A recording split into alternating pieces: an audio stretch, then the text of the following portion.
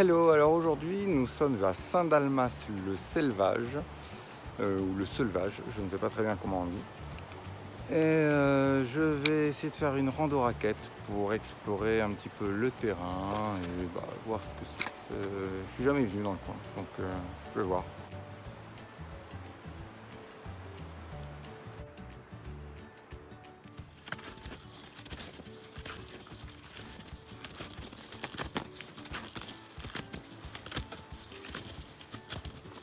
Ah, le départ est très bien balisé. Alors ça monte, hein. Un peu plus qu'ailleurs, mais ça monte bien.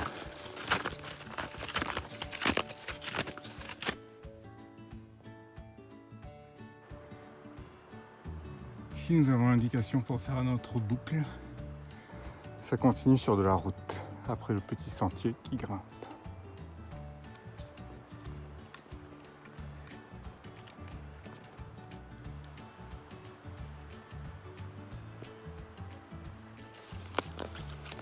Sur la route maintenant, c'est quand même beaucoup plus reposant. J'ai vu passer un skieur.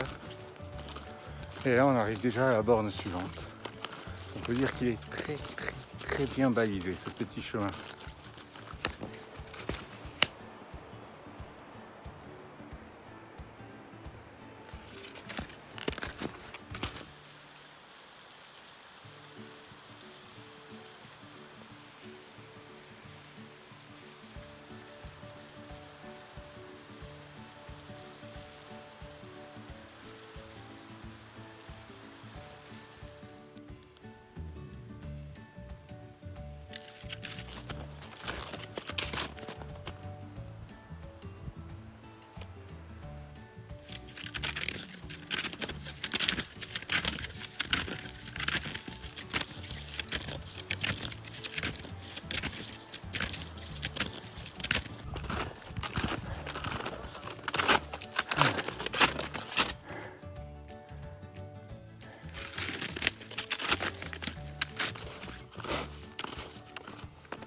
Bon, on se retrouve à nouveau sur de la route.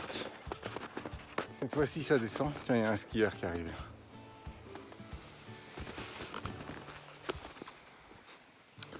Voilà, on se retrouve à nouveau sur la route. Derrière, on voit pas bien. Tac. Derrière, une jolie fleur, enfin, un joli coteau. Je vois pas beaucoup de bêtes sauvages derrière, mais bon. Donc c'est plutôt facile comme rando. J'ai vu un type qui se baladait en chaussures de randonnée, pas du tout en raquette. Ça avait pas l'air de le gêner. En tout cas aujourd'hui, le sentier est très bien entretenu. Je pense qu'on doit pouvoir le faire sans raquette. Mais les raquettes restent quand même un petit plus.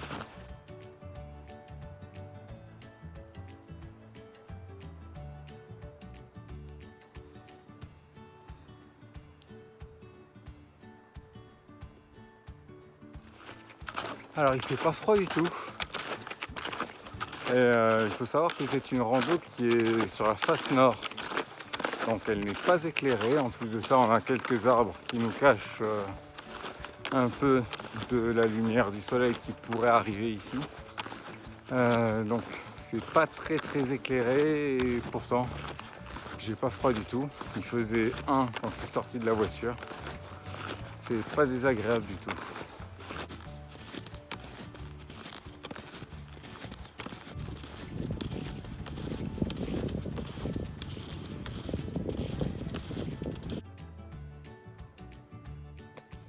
Bon, dans le virage, il faut bifurquer et reprendre un sentier à présent. Alors il n'y a pas de balise pour ce coup-là. C'est peut-être le seul endroit où c'est pas bien fléché. En fait, je me demande si c'est là. Il y a bien la marque. Il y a bien du orange bizarrement saucissonné sous une écorce. Et ça descend à toute vitesse. Je pense que c'est là. On va essayer. Bon, ça descend tellement qu'avant de descendre, je vais essayer une petite remontée sur un sentier qui qui est exactement à l'opposé de mon chemin pour voir où ça mène.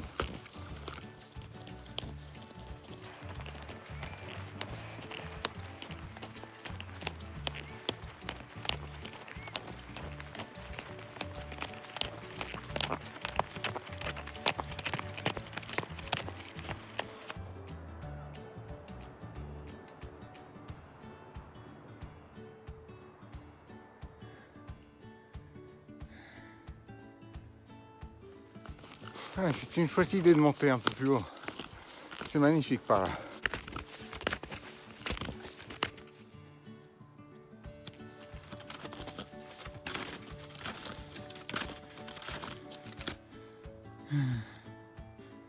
Il y a des traces de ski un peu partout dans le coin.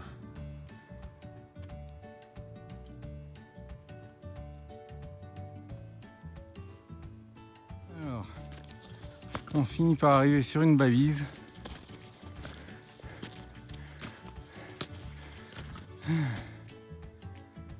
Ah ouais.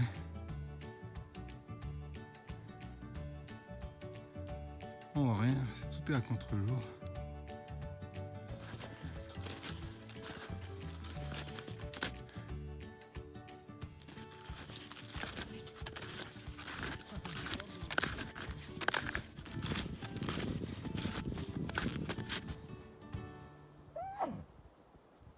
À vos souhaits.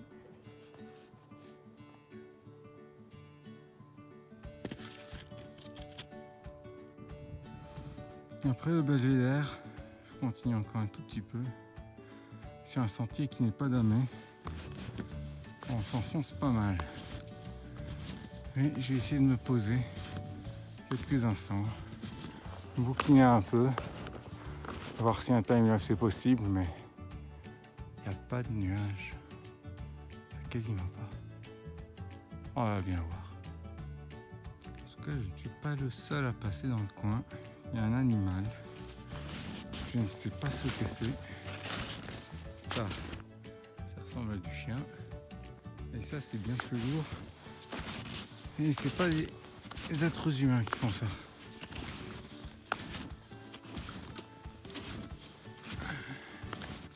Aussi, c'est un chamois. C'est dingue. J'ai un chamois en vue.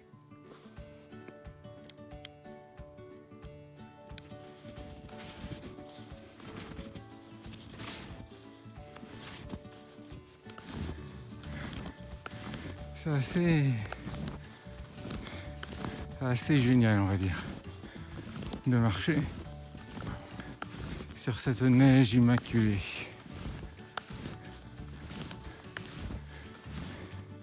Je me décale pour essayer d'avoir un peu plus la vue de la montagne avec le soleil dans le dos. Parce qu'ici, ce que je prends, c'est complètement à contre-jour. Regardez-moi ça. Aujourd'hui, il n'y a eu que 2 visiteurs ici. Un chamois et moi.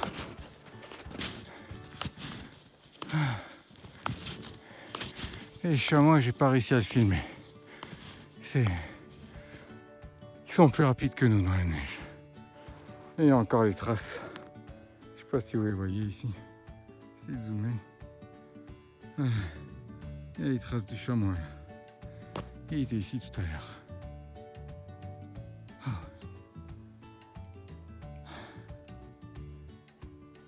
Elle est jolie cette petite montagne. Elle est jolie.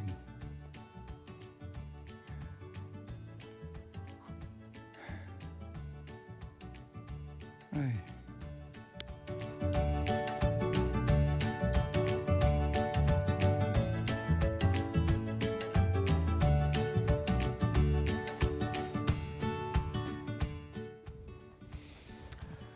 Bon, fin de la pause, j'ai bien pris 1h30, 2 heures pour me reposer, bouquiner un petit peu. J'ai fait une sieste dans un espèce de transat qui petit à petit a fini par devenir une chaise longue façonnée dans la neige.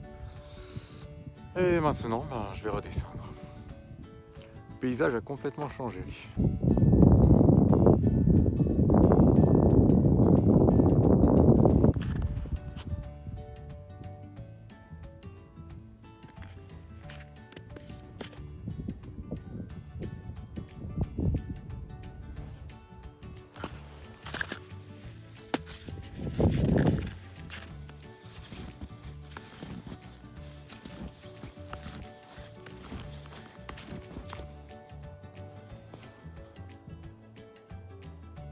voici de retour au Belvédère.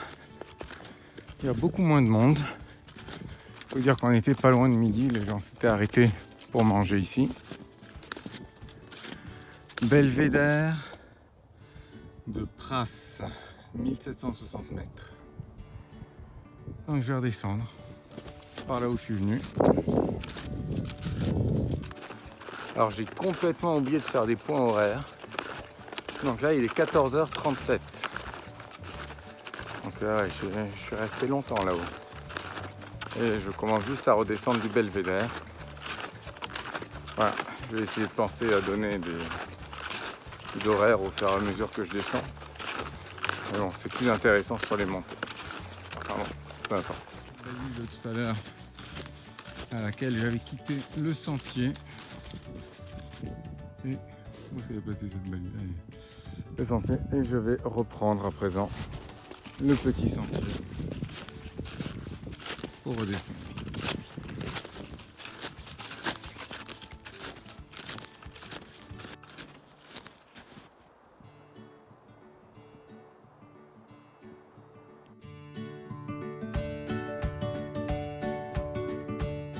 Alors je me souviens que tout à l'heure, quand je suis monté d'ici, là, sur ce chemin, je m'étais dit il faut faire attention parce que quand je redescendrai, le chemin a l'air d'aller tout droit. Et nous voici de retour à notre point de départ. Enfin, de départ. De retour au point de départ du crochet que je viens de faire pour aller au Belvédère. Et nous retournons donc sur le circuit normal que nous allons enfin terminer.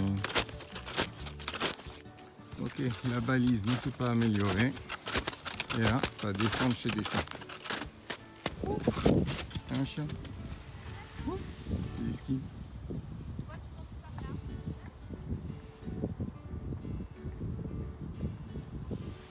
Et voilà, je descends de tout là-haut et même un peu plus haut que ça. Par ce petit chemin sinueux, on arrive sur la route d'Amé et on va reprendre le chemin qui nous a amené jusqu'ici, le sentier plutôt qui nous a amené jusqu'ici avec la balise 51.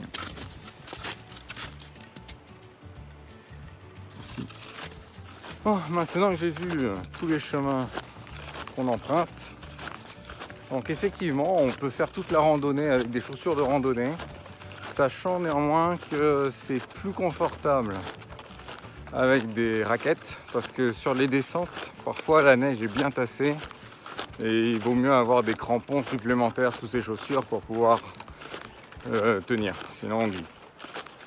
Voilà.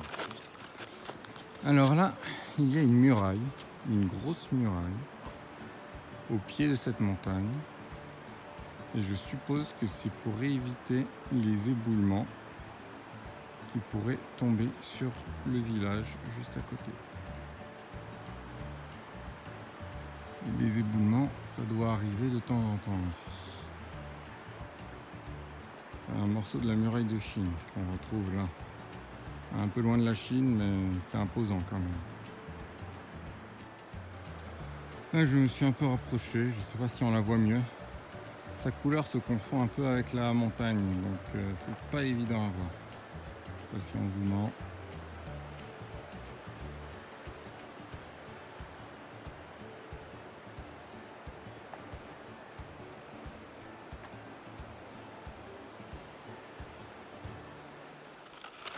Alors il semblerait que j'ai beaucoup de mal à faire des points horaires. Donc là il est 15h07 et je suis enfin arrivé, enfin quasiment arrivé. On voit derrière moi les barrières et le petit pont. Donc pour le bilan de cette rando, c'est très facile. Si on veut faire juste le circuit, c'est hyper facile. Non, on ne peut pas le faire avec une poussette, c'est sûr, mais c'est très court. Si on omet bien sûr de faire le crochet vers le Belvédère. Il y a apparemment la possibilité de le faire exclusivement que sur la route. donc c'est encore plus simple. Ça vaut vraiment le coup. Bon, sur ce, je vais conclure ici. Et à une prochaine. Ciao.